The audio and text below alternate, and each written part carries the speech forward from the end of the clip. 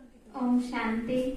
आज हम सुनेंगे मन को स्वस्थ कैसे रखा जाए, क्योंकि मन ही हमारा शत्रु है और मन ही हमारा मित्र है। आज हम सब चीजों का ध्यान रखते हैं, जैसे कि हमारे घर का, परिवार का, ऑफिस का, यहाँ तक कि हम अपनी गाड़ी का भी ध्यान रखते हैं।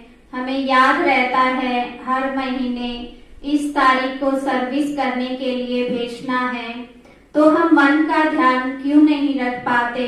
ध्यान रखना किसी से सीखने की आवश्यकता नहीं, ये हम सबको आता है, लेकिन ये हमारी प्राथमिकता की सूची में नहीं है। आज किसी से भी पूछो कि आप अपना ध्यान रखते हो, तो यही जवाब आता है कि हाँ, हम अपना शरीर का ध्यान रखते हैं। जब मन की बात आती है तो यही कहा जाता कि मन का ध्यान रखना तो ऊपर वाले की जिम्मेवारी है। माना परमात्मा पिता की मदद की उम्मीद का हम हर परिस्थिति में साथ का ध्यान रखते हैं कि वो हमारा साथ रखेगा, वो हमारा ध्यान रखेगा। तो हम धार्मिक स्थलों पर किस लिए जाते हैं? वहाँ हमने अच्छी अच्छी बातें सुनी, अच्छा सत्संग सुना, लेकिन जब घर आते हैं तो सब कुछ भूल जाते हैं। वही फिर दिनचर्या, वही दुख, वही संकट, वही परेशानी, वही सब कुछ। तो जब हम अपने मन का ध्यान नहीं रखेंगे तो दूसरों का भी ध्यान नहीं रख सकते।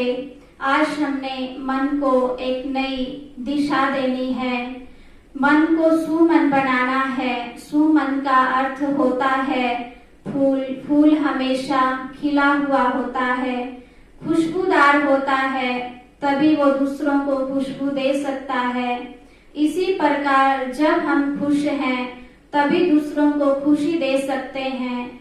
मन को प्रभु की अमानत समझें, क्योंकि हमने ही भक्ति में गाया कि तन मन धन सब कुछ तेरा, तेरा तुझको अर्पण, क्या लागे मेरा। अब मन परमात्मा पिता की अमानत हो गई, तो अमानत को हमेशा जिम्मेवारी से संभाल कर रखा जाता है। तो मन को प्रभु को अर्पण करने से वह भटकने से बच जाएगा।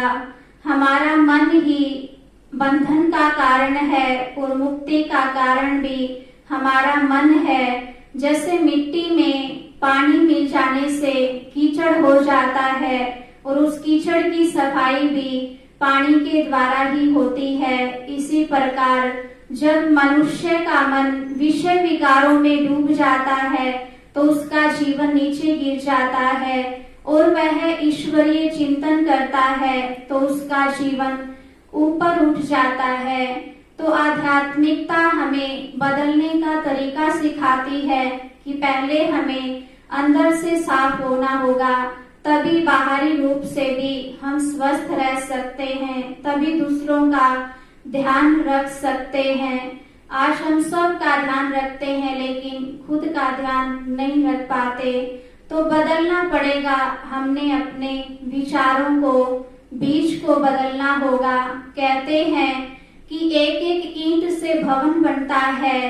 अगर ईंट ही कमजोर है तो भवन भी कमजोर बनेगा, वो एक झटके के साथ गिर जाएगा।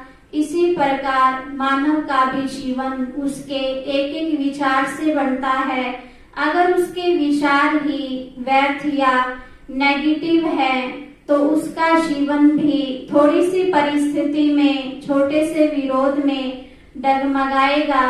तो हमने अपने मन का सुधार मन के द्वारा ही करना होगा।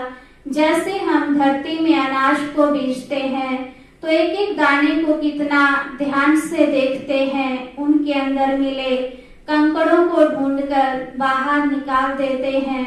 जब कपड़ों की धुलाई करते हैं तो कपड़े को भी पूरा फैलाकर उसके एक एक दाग को ढूंढते हैं और फिर किसी केमिकल के सहयोग से उन दागों को मिटा देते हैं। तो यही सफाई की प्रक्रिया है। इसी प्रकार जब हमारे मन के अंदर भी व्यर्थ या नेगेटिव आता है तो वही हम उसको समाप्त कर दें, मानो एक गंदे पानी की बाल्टी है, जब हम उसको स्वच्छ पानी के चलते हुए नल के नीचे रखते हैं तो पानी साफ हो जाता है। इसी प्रकार अगर हमने अपना ध्यान रखना है, अपने आप को मजबूत बनाना है, तो नेगेटिव को छोड़ना होगा। उसके लिए पहले अपने बीज का परिवर्तन करना है, सोच का परिवर्तन करना है। उसके लिए पॉजिटिव संस्कारों को अपनाना होगा। विचार ही मानव जीवन का बीज है। तो हमारा जो मन है वो ना शब्द को नहीं पकड़ता, ना शब्द उसकी डिक्शनरी में है ही नहीं। आज हम सोचते हैं कि आज मैं गुस्सा नहीं करूंगा, लेकिन मन ने वो ना शब्द काट दिया और वो गुस्सा आ जाता है। इसी प्रकार हम सोचते हैं आज मैं उदास नहीं होऊंगा, आज मैं नाराज नहीं होऊंगा, तो ना शब्द कट जाता है और उदासी, वो नाराजी आ जाती है। तो मैं खुश रहूंगा। जब ये विचार को अपनाते हैं तो हम भी खुश रहेंगे, तभी दूसरों को खुशियां बांट सकते हैं। तो बदलना है हमने अपने विचारों को, बीज को। सोच ही मानव जीवन का बीज है। कहते हैं सोच को बदलो तो सितारे बदल जाएंगे, नजर को बदलो तो नजारे बदल जाएंगे। किश्ती को बदलने की जरूरत नहीं, दिशा को बदलो तो किनारे बदल जाएंगे। अच्छा, ओम शांति।